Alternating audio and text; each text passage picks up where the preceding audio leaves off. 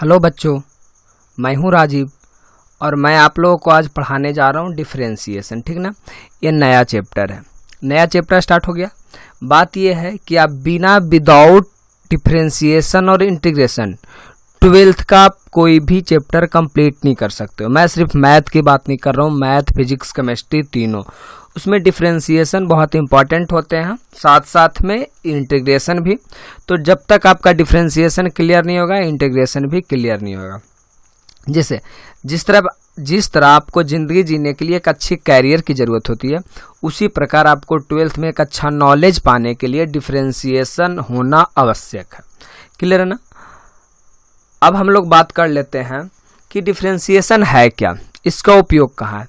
तो देखो मैं बताता हूँ। डिफरेंशिएशन का साफ मतलब ज़्यादा कुछ नहीं, बस आप साफ इसका मतलब समझिएगा, परिवर्तन की दर। परिवर्तन की दर मैं लिख देता हूँ नीचे। परिवर्तन की दर, परिवर्तन की दर समझिएगा इंग्लिश में, यानी rate change in rate change. ठीक ना, रेट चेंज समझते हैं।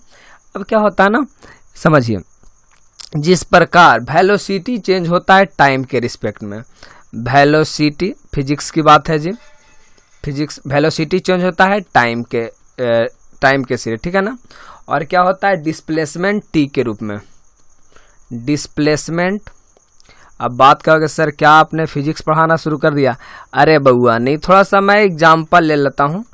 डिस्प्लेसमेंट भी टाइम के रूप में चेंज होता है। अच्छा, कितनी अच्छी बात है कि वेलोसिटी को v से और डिस्प्लेसमेंट को s से डिनोट किया जाता है। अब मैं बात बताता हूँ। जिस प्रकार वेलोसिटी को टाइम में चेंज किया जाता है, टाइम के रिस्पेक्ट में चेंज किया, रिस्पेक्ट समझते हो ना, सापेक्ष, सापेक्ष, रिस्पेक्ट के रूप में चेंज किया जाता है। डिस्प्लेसमेंट टाइम के रूप में चेंज किया जाता है, मतलब सापेक्ष में चेंज किया जाता है। यही सब बात को पता है हम लोग डिफरेंशिएशन कहते हैं। मतलब कितना वेलोसिटी होगा 10 मिनट में, ये सब चीज़ को समझते हैं ना, वो डिफरेंशिएशन का उपयोग होता है। ठीक ना। अच्छा, सबसे पहले इसकी चर्चा डिफरेंशिएशन का किसने किया था? न्यूटन ने किया था। किसने किया था भगवान? न्यूटन ने। फिजिक्स वाले सर से पूछ सकते हो तुम कि हाँ डिफरेंशिएशन हम लोग क्यों पढ़ते हैं, क्या इसका ज़रूरत था? तो मैं बता देता हूँ फिलहाल कि इसकी सबसे पहली चर्चा न्यूटन ने किया था बउआ। अच्छा, क्यों किया था? वो ताक्षणिक वेग और त्वरण को, ताक्षणिक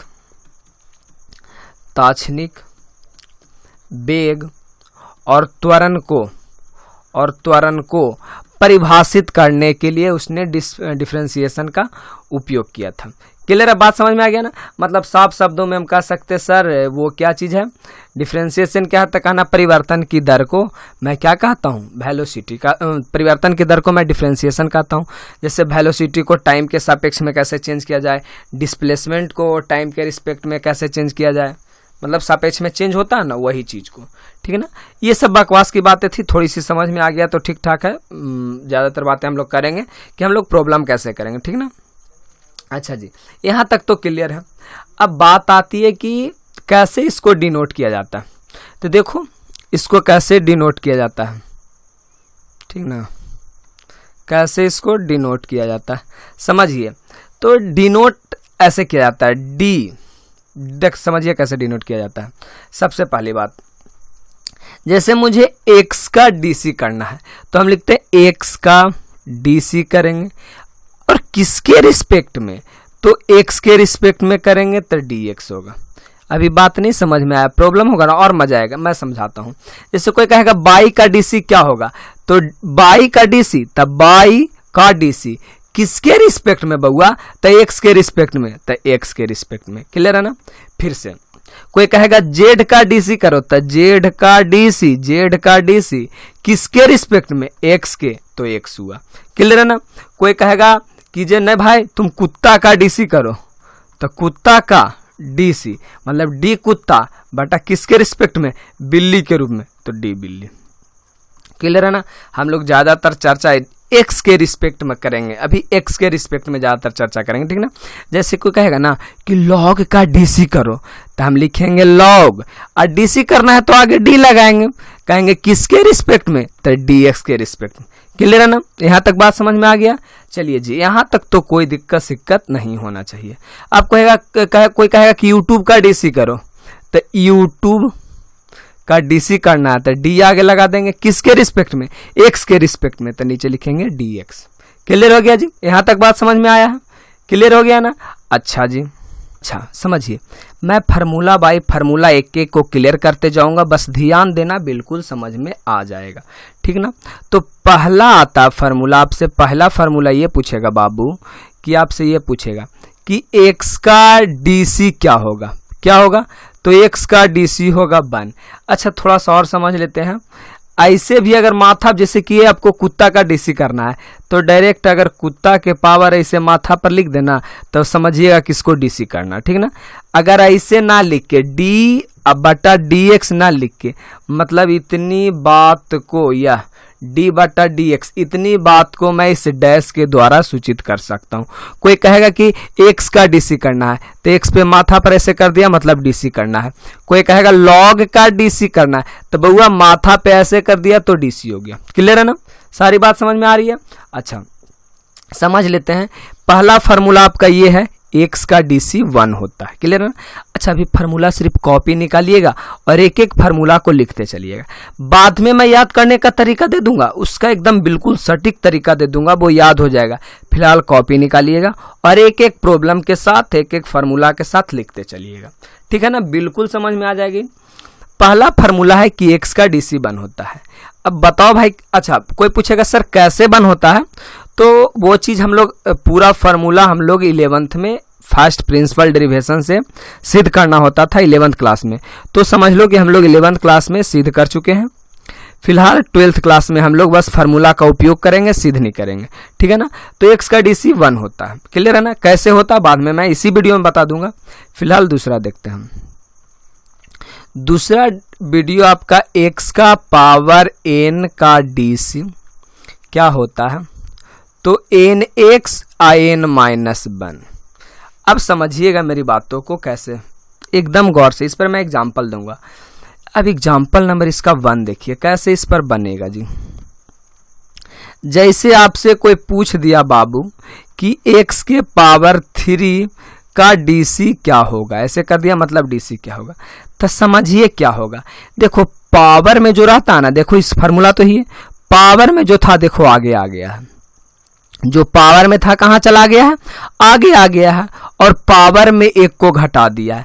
साफ समझेंगे कि जो माथा पर है उसको आगे पटक दो, आगे मैं पटक दिया, माथा पर 3 था, 3 को आगे पटक दिया, और जब पटक दिया तो 1 पावर कम जाएगा। आया समझ में, मतलब 3 में 1 कम जाएगा, मतलब फाइनल आंसर हो जाएगा 3x के पावर 2। बउआ जी अभी नहीं समझ में आया है, दूसरी एग्जाम्पल देखते हैं। जैसे कोई कहेगा x के पावर 5 का डीसी करना है जी, चलिए एकदम आराम से समझेंगे। वो सर ये तो पावर वाला है ना, x के पावर 5 है, तो जो माथा पर है, माथा पर 5 है, माथा पर यानी पावर में 5 है, उसको आगे पटक दो, लो आगे पटक दिया। अब आगे जब पटक गया तो 1 इंची घसक जाएगा, मतलब पावर में 1 कम जाएगा, तब 5 था इसमें 1 कम गया, तब फाइनल आंसर कितना हो गया, 5x के पावर 4। क्लियर है बउआ, बात समझ में आ गया। अच्छा जी तीसरा देख लेते हैं, आप लोग को थोड़ा सा टेंशन लग रहा होगा। अच्छा जी तीसरा देखते हैं। तीसरा जैसे ये दे दिया कि 2x के पावर 6 दे दो, 2x के पावर 6 का डीसी क्या होगा, तो समझिएगा। देखिए पावर में है उसको आगे पटको, तो कहोगे सर 2 के कौची करें, अरे बउआ 2 को कुछ नहीं करो, जैसे था वैसे रहने दो ना, उसको क्या परेशानी है। समझो ये गुना नहीं है, ये इनटू है, समझ में आया। 2 है जी, 2 को 2 रहने दो, 2 कांस्टेंट है उसको रहने दो, और जो पावर में उसको आगे पटक दो, तब पटक दिया जी। 1 पावर इसमें घट ना जाता बउआ पटके के बाद, तो 6 में से 1 गया 5, यानी आपका फाइनल आंसर हो जाएगा 6 दूना 12 और x के पावर 5। क्लियर बात समझ में आया। चलिए जी मैं एक क्वेश्चन और ले लेता हूं, खुशी खुशी से चौथा क्वेश्चन देख लेते हैं, समझने वाली बात है। जैसे कोई कहेगा 5x के पावर 9 का डीसी क्या होगा, का डीसी कोई पूछेगा क्या होगा, तो देखिएगा एकदम खुशी खुशी देखिएगा क्या होता है। जो मुझे 5 से कोई परेशानी नहीं है, 5 को रहने दो ना। अब जो पावर में है तो पावर को आगे पटक दो, 9 माथा पर है, 9 को आगे लाओ और x, और पावर में 1 घट जाता है जी, तब 9 में से 1 गया 8, यानी फाइनल आंसर हो गया 9 5 45 x के पावर 8। क्लियर है ना? ये आपका फाइनल आंसर है। फार्मूला यही ना कहा है कि जब x के पावर n रहेगा ना, तो देखो आंसर लाया है n, तो n जो पावर में था उसको आगे पटक दिया, x के x, एक पावर कम गया। यहाँ भी देखो x के पावर है ना, x के पावर था ना बउआ, ये देखो x के पावर था ना बउआ, तब पावर के आगे किया, अब पावर में 1 घटा दिया, यानी 3x के पावर 2। पहला फार्मूला क्लियर जी। तो ये फार्मूला नंबर 1 है जी। हाँ, ये फार्मूला नंबर 2 है। फार्मूला नंबर 2 तो फार्मूला नंबर 1 तो x था। यहाँ तक बात आपको समझ में आ गया होगा। क्लियर है जी। अच्छा, फार्मूला नंबर 3 देखते हैं। एकदम हंसते खेलते देख लीजिएगा ना, कभी नहीं भुलाइएगा। फार्मूला नंबर 3 याद करल हम आपको बता देंगे, टेंशन लेने वाला बात नहीं है कि सर हमसे फार्मूला याद नहीं होगा, बस फिलहाल लिखते चलिए। ax का जो फार्मूला होता है वो ये होता है। क्लियर है ना? अब कैसे होता है मैं इसका एग्जाम्पल देखते चलता हूँ। कैसे वाला कहानी वो 11th में हम पढ़ चुके हैं। एग्जाम्पल नंबर 1, जैसे कोई कहेगा कि 4x के DC कौची होता है, 4x के DC क्या होता है? अरे बउआ तो देखो ना, ax का DC था तो x गायब हो गए, तो ये जो से x गायब हो जाएगा, बचेगा 4। नहीं बात समझ में आया? अरे 4x का DC 4। क्लियर है? दूसरी बात, 9x का DC तो कहेगा सर 9 होगा। क्लियर है बउआ? एग्जाम्पल नंबर 2 हो गया। एग्जाम्पल नंबर 3, कोई कहेगा कि 11x का DC, तब बउआ 11, समझ रहे हो ना, x गायब हो जाता है। अच्छा, कोई कहेगा 15x का DC, तो बाबू क्या हो जाएगा, 15, x गायब हो जाएगा। क्लियर कहानी समझ में आ रहा है जी? कंप्लीट है जी। 1% दिक्कत नहीं ना है, दिक्कत रहना भी नहीं चाहिए। दिक्कत हो गया तो फिर दिक्कत ही भारी दिक्कत है। ये हो गया फार्मूला नंबर 3। फार्मूला नंबर 4 पे चलते हैं, हंसते खेलते चलेंगे एकदम। अच्छा बउआ, फार्मूला नंबर 4 समझते हैं, समझ रहे ना? फार्मूला नंबर 4, जैसे कोई आपसे पूछ दिया कि बाबू log x का DC क्या होगा, तो log x का DC होता है 1/x। मतलब समझ रहे हैं, log x का DC 1/x। देखिए कैसे, मतलब याद करने का तरीका तो हम बताएंगे ही, इसके बाद देखो सेपरेट वीडियो बनाएंगे कि डिफरेंशिएशन का सारा फार्मूला एकदम 7 पीढ़ी तक नहीं भुलाने वाला कैसे याद करें। फिलहाल इसको आप कॉपी में नोट कर लीजिए ना, बाद में हम समझा देंगे कि कैसे याद किया जाता है। तो log x का DC 1/x, log x का DC 1/x, मतलब अभी फिलहाल समझना है कि इसका DC क्या हो गया, 1/x हो गया है। जैसे देखिएगा जी, ये क्वेश्चन यहाँ से थोड़ा सा मजा आ जाएगा, ठीक ना? तो एग्जाम्पल देखिएगा, समझने वाला एग्जाम्पल रहेगा। log 4x का DC क्या होगा? मेरे बच्चों गौर से देखना है, log 4x का DC क्या होगा। तो पहले हम तो देखे कि बउआ पहले आया log, पहले क्या आया log, तो log का हो गया 1, अब बटा x, तो x के जगह आपका ये पूरा है ना, log के बाद जो बच गया वो x के काम करेगा जी। तो log x का DC 1/x। यहाँ देख लो थोड़ा सा क्या है ना, इस प्रॉब्लम पे थोड़ा सा कॉन्सेंट्रेट करना है, बहुत अच्छा प्रॉब्लम है। पता बुक में इसको चेन रूल से के रूप में नाम दिया गया है। चेन रूल माने पार्ट बाय पार्ट। तो इसमें आदमी देखो गौर से समझना इस क्वेश्चन को। log x का तो log का DC हो गया 1/x। अच्छा पहले हम आदमी ढूंढ लेते हैं ना, मजा आ जाएगा। पहले एक तो हो गया log और दूसरा कौन हो गया 4x, 2 आदमी हो गया। तो log का DC 1/4x। अब 4x का DC 4, अभी तो बताए हैं कि 4x का DC 4। कितने बच्चे को भी समस्या है, जैसे रे बउआ log 4x के हमरा DC करना है, इसको डीसी करना है, तो हम टेंशन नहीं लेंगे, हम तो कर ही देंगे कि पहले जानते हैं सर, पहले लॉग है तो लॉग एक्स का डीसी 1/x हो गया। एक्स बोले तो ये जा एक्स था तो एक्स नीचे लिखा, ये जब कुत्ता रहता तो नीचे कुत्ता आता है, जब बिल्ली रहता तो बिल्ली आता, तो यहाँ पर 4x है तो 4x आएगा, कोई दिक्कत नहीं है। अच्छा, दूसरा बात, लॉग के तो कहानी खत्म हो गया, अब बचा है 4x। तब 4x के डीसी तुम नहीं जानता है कि 4 होता है, क्लियर हो गया। तो 4 कट गया, आपका आंसर क्या आ गया फाइनल रे बउआ, 1/x। क्लियर है ना जी, क्लियर है। अच्छा, इस पे और क्वेश्चन करवाते हैं ना, थोड़ा सा समझ में आ जाएगा। और तो विशेष लगता है हम क्वेश्चन इस पर अभी नहीं करवा सकते हैं, अंततः जब हम प्रॉब्लम करवाएंगे ना तो मजा आ जाएगा, वहां समझ जाएगा। फिलहाल नहीं कुछ समझा ना, तो इतना समझो कि log x का डीसी 1/x होता है, बाकी आपको हम प्रॉब्लम में क्लियर करवा देंगे, ठीक है ना। तो फार्मूला 4 हो गया। फार्मूला 5 समझिए। फार्मूला नंबर 5 कहता है कांस्टेंट का डीसी क्या होता है, ठीक ना। तो आंख मूंद के याद कर लो कि कांस्टेंट का डीसी 0 होता है। अब कितना बच्चा को ये नहीं समझ में आता कि सर ये कांस्टेंट होता क्या है। अरे बउआ, दुनिया में जितना भी चीज जो कभी नहीं बदलता है उसको हम कांस्टेंट कहते हैं। जैसे 5, क्या 5 कभी जिंदगी में चेंज हो जाएगा? कभी जिंदगी में चेंज होगा? 5 है, हमेशा 5 रहेगा। तो 5 का डीसी 0, क्यों? क्योंकि 5 is a constant number. Clear है हीरो? अच्छा, दूसरा एग्जांपल समझते, एग्जांपल 2 कहेगा 9। अरे बउआ, 9 कभी जिंदगी में चेंज होगा? 9 हो गया कांस्टेंट, तो इसका 0। क्लियर है जी। अच्छा, तीसरी बात करते हैं। तीसरी बात जैसे कि 150 also it is a constant number, ये कांस्टेंट नंबर है, तो इसका भी क्या हो जाएगा डीसी 0। अब कितने बच्चों में ये कंफ्यूजन रहता है, क्या सर ए भी कांस्टेंट नंबर है? बिल्कुल बउआ, ए भी कांस्टेंट नंबर है, तो ए का कांस्टेंट 0। अच्छा, समझते हैं, एक छोटा सा बात कर लेते हैं। ABCD का सभी अक्षर यानी अल्फाबेट का सभी अक्षर में सिर्फ XYZ वेरिएबल होता है, XYZ वेरिएबल होता है। अब बाकी सब ABCDEF सब कांस्टेंट होता है, यानी सबका डीसी 0 हो जाएगा। कोई कहेगा सर B का डीसी क्या होगा? तो B का डीसी भी 0 होगा। सिर्फ XYZ छोड़ के कोई भी नंबर आ जाए उसका डीसी क्या होगा? 0 होगा। तो फार्मूला नंबर 5 तो क्लियर हो गया है जी। अच्छा से बउआ, फार्मूला नंबर 6 पे आते हैं। फार्मूला नंबर 6 आ जाइए, e के पावर x, ठीक है ना। तो e के पावर x का डीसी हो जाता है e के पावर x।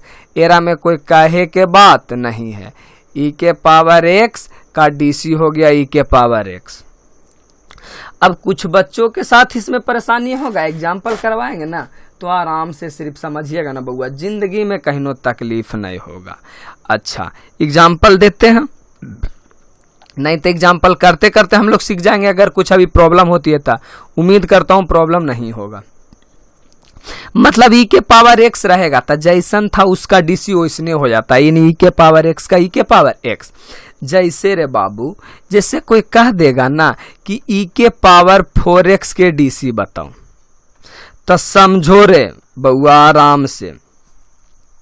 जैसे e के पावर x, पहला नजर तो आ गया कि सर ये तो e के पावर x है, तो आंख मुनिया जैसे लिखल है जैसे लिख दो। अरे बउआ, ये तो बात सही है कि e के पावर 4x के e के पावर 4x रह गए। बउआ, दूसरों भी बेचारा एगो आदमी है, पावर 4x है ना, तब 4x का डीसी क्या हो जाएगा? 4। बात समझ में नहीं आया है? आ जाएगा। तो कहेगा सर एजा पर आप नहीं किए, यहाँ भी किए, तुमको पता नहीं चला? e के पावर x का e के पावर x, और x का भी मैंने डीसी किया है, x का डीसी 1, लेकिन तुमको पता नहीं चला। आया समझ में ना? तो जब भी पता हम ऐसी कहानी करेंगे ना तो आगे हम एग्जाम्पल बताएंगे। बस पेशेंस रखो, थोड़ा सा धैर्य रखो बउआ, मतलब इसका ये जो जैसे है वैसे लिख दो। क्लियर है ना? दूसरी एग्जाम्पल देखते हैं, बिल्कुल समझ में आएगा। बच्चों दूसरी एग्जाम्पल देखते हैं। सपोज कोई कह दे e के पावर x स्क्वायर का डीसी क्या होगा, ठीक है ना। अच्छा, कहीं ना कहीं दूसरा रूप में या ऐसे पूछ सकता है, डी ऑफ ई के पावर एक्स स्क्वायर बटा डी एक्स। तो घबराना नहीं है, ई डैश दे दे चाहे डी बटा ये दे, दोनों बात क्या है, बराबर है। अब कोई कहेगा इसका डीसी बताओ, तो कहेला टेंशन लेंगे, हमको दिख रहा है कि ई के पावर एक्स स्क्वायर है, तो कहेंगे सर ई के पावर एक्स का ई के पावर एक्स स्क्वायर। क्लियर है जी, क्लियर है जी। ई तो ई का कहानी हो गया। अब आता है एक्स स्क्वायर, आता है क्या, एक्स स्क्वायर। तब बउआ हम बताए हैं कि पावर वाला रहे तो पावर को आगे पटक दीजिए और इसमें एक पावर क्या कर दीजिए, घटा दीजिए। तो 2 में से 1 गया 1। पहला क्वेश्चन तो हम यही बताए हैं। यानी थोड़ा सा सुंदर लिखेला हम ऐसे लिख सकते हैं कि 2x आई के power x square, that is your final answer. Clear बात समझ में आ गया है जी। अच्छा थोड़ा सा और समझते हैं। फार्मूला नंबर क्या हो गया, 5। फार्मूला नंबर 6 समझते हैं। फार्मूला नंबर 6 आ जाता है आपका। फार्मूला नंबर 6 क्या हो जाएगा जी, थोड़ा सोच लेते हैं। अच्छा फार्मूला नंबर 6 आपका बहुत इंपॉर्टेंट आ रहा है। रूट एक्स का डीसी क्या होता है, रूट एक्स का डीसी क्या होता है। तो रूट एक्स का 1/2 रूट एक्स, रूट एक्स का 1/2 रूट एक्स। अच्छा तुमको घबराए के कोई बात नहीं, हम है ना बिल्कुल समझा देंगे। रूट एक्स का 1/2 रूट एक्स। अच्छा जब तक इसका एग्जाम्पल नहीं बताएंगे ना तुम समझेगा नहीं। अब देखो मैं इसका एग्जाम्पल देता हूं, एकदम करेजा बरियार कैले रहो ना बउआ, एकदम अच्छा से समझा देंगे। तो कहला तुम टेंशन ले ले है। जैसे क्या एग्जाम्पल दे दे बउआ, पहला क्वेश्चन क्या एग्जाम्पल दे दे तुमको हीरो। चलो दे देते हैं, कुछ ना कुछ तो दे ही देंगे। अब आया है तो खाली हाथ नहीं लौटाएंगे। कैसे दे दे क्वेश्चन, चलो दे देते हैं मैं रूट 4x। क्या दे, रूट 4x का डीसी क्या होगा। तो देखो ना समझना, अभी हम सिर्फ ये कर रहे हैं, फॉर्मेशन कर रहे हैं, डीसी करना सीख रहे हैं धीरे धीरे। अभी तो प्रॉब्लम करवाए ही नहीं, उससे बिल्कुल समझ में आ जाएगा। अभी मैं सिर्फ समझा रहा हूँ। तो हम चुपचाप पता कौची कहेंगे बउआ, शुरू में कौची दिखा हमको, रूट। तो रूट का डीसी कौची होता है, 1/2 रूट। अच्छा ये रूटवा के अंदर एक साली तो रूट के अंदर जो था वो लिख दिया, तो हमको भी रूट के अंदर जे है जे लिख देंगे। अगर रूट के अंदर जब कुत्ता रहता है तो हम कुत्ते लिखते, टेंशन की कोई बात नहीं है। मतलब जो रहेगा जो लिख दो, मतलब रूट था तो रूट का डीसी 1/√4x जो था जो। दूसरी बात इसके अंदर जो बंद रहता है इसका भी डीसी करना है। जैसे यहाँ रूट, यहाँ x बंद था तो x का डीसी 1 यहाँ हम लिखे थे, लेकिन 1 के गुना होके वही रह जाता, इसीलिए पता नहीं चला। लेकिन यहाँ तो 4x है, तब 4x का डीसी कौच हो गया 4। अब बाकी काट कूट के तुम छोटा रूप में कर लेना, ठीक ना। तो ओरा से तुमको घबराए के कोई बात नहीं है। अब आते हैं एक का क्वेश्चन और दे दें। चलो भाई दूसरा क्वेश्चन दे देते हैं। अगला जैसे रूट ई के पावर एक्स, इसको आपको डीसी करना है। तो कहला घबराएगा, कोई दिक्कत थोड़ी ना है। देखो सॉल्यूशन कौची हो जाएगा।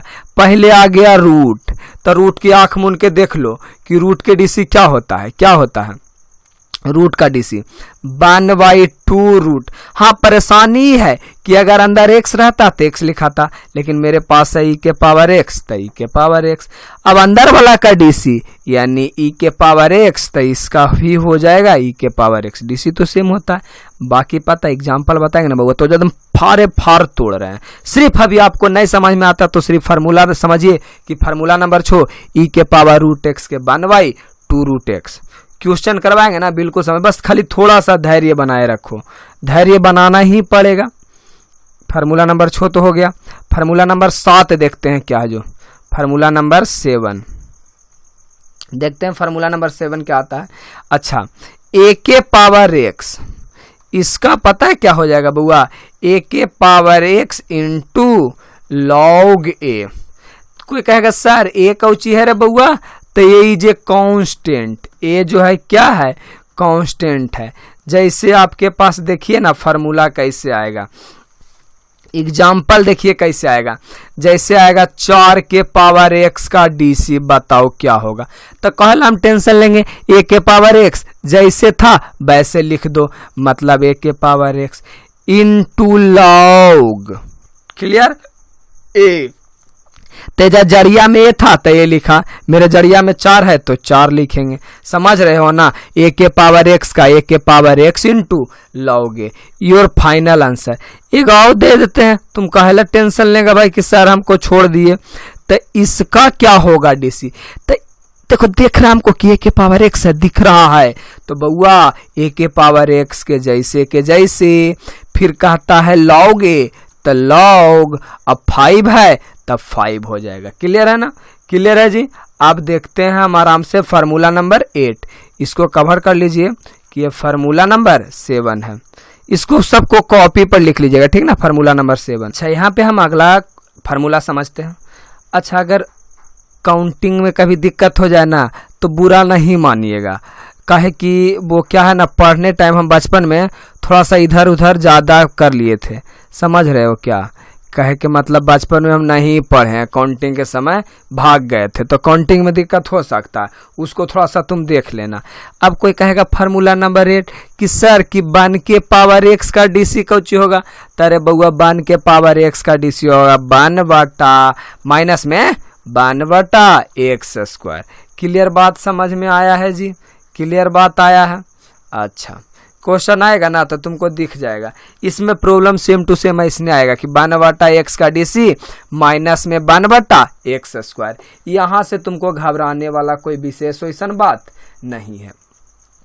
अब यहाँ से हम ट्राइगोनोमेट्री का फार्मूला समझेंगे, ठीक ना। इसको थोड़ा सा ये भी आई है, यानी बहुत बहुत इंपॉर्टेंट है, बहुत बार आपके ज़िंदगी में मिलेगा, तो ये छोबों को थोड़ा सा आराम से देख लीजिएगा, एकदम आराम से देखिएगा, याद हो जाएगा।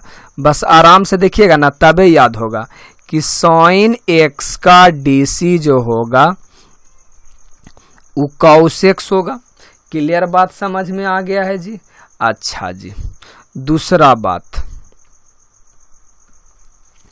आराम से समझिएगा कि tan x का डीसी क्या होगा, tan x का डीसी होगा sec square x, sec square x. और तीसरी बात कि tan x का जो डीसी होगा वो होगा क्या होगा, सॉरी tan x का तो लिख ही दिए, सेक एक्स का लिखना है। सेक एक्स का जो डीसी होगा वो होगा सेक एक्स, सेक लिखा हुआ है, sec x into tan x। यहाँ तक तो बात समझ में आ गया है जी। अब यहाँ आते हैं cos x का डीसी क्या होगा, तो cos x का डीसी हो गया वो माइनस साइन x हो गया। क्लियर है ना जी। दूसरी बात अगली क्वेश्चन यानी 4 हो गया, ये 5। दूसरा हो गया कि कॉट का डीसी क्या हो जाएगा, कॉट का डीसी हो जाएगा, थोड़ा सा पेन को बड़ा कर लेता हूँ, राइटिंग छोटा छोटा लिखा रहा है। हाँ, कॉट का डीसी क्या हो गया, कॉट का डीसी हो गया माइनस कौसेक स्क्वायर एक्स। अब पांचवा बात आ जाता है कि कॉसेक्स का डीसी क्या हो गया, कॉसेक्स का डीसी क्या हो गया, तो कौसेक का हो गया कौसेक्स इंटू कॉट एक्स, ये सब माइनस में होगा जी। एक बात तुमको दिख रहा होगा कि जितना भी सी से स्टार्ट हुआ है, सी देखो सी से स्टार्ट हुआ है फंक्शन, सब माइनस में होगा। सी बोले तक कमीना, और कमीना आदमी सब होता है कर्जा में, यानी माइनस में। क्लियर है ना बउआ रे, तो जितना भी सी से स्टार्ट होगा सब माइनस में होगा। अच्छा तुमको अब जन्मजात याद करने का थोड़ा सा बता देते हैं कि साइन एक्स का बचपने से समझा है कि साइन एक्स का डीसी होता है कॉस एक्स, मतलब साइन कॉस में ज़्यादा चेंज होता है। क्लियर हो गया। अब दूसरा बात यहाँ याद करते हैं, अगर याद करला थोड़ा सा पता होगा ना तुमको, तो 10वां वाला बात याद करो वो दिन कि एगो फार्मूला होता था sec square x minus tan square x बराबर 1। अरे होता था ना बउआ 10th में, तो समझ लो यहाँ पे कि जिस दिन टाइन का डीसी पूछेगा हमको, टाइन का रिश्तेदार कौन होता है, सेक होता है, यानी टाइन का डीसी सेक स्क्वायर एक्स और सेक एक्स का DC sec x into tan x, sec x का DC sec x into tan x. अच्छा हमको पता है कि साइन का कॉस हो गया तो कॉस का साइन हो गया, बस अर्थ सी से स्टार्ट हुआ है तो माइनस में, ठीक ना। कॉट का डीसी कॉसेक स्क्वायर, कैसे 10वां में भी पढ़ा था कि कौशेक स्क्वायर एक्स और माइनस कॉट स्क्वायर एक्स बराबर 1। तो देखो जी, मतलब कि कौशेक का रिश्तेदार कौन है? कॉट है। तो कोई पूछेगा कॉट का डीसी, तो माइनस में कौशेक स्क्वायर एक्स, ठीक है ना। कौशेक एक्स का डीसी क्या होगा रे बउआ? तो minus cosec x into cot x, ठीक है ना। तो उम्मीद करता हूं कि लगभग मैंने फार्मूला क्लियर करवा दिया है।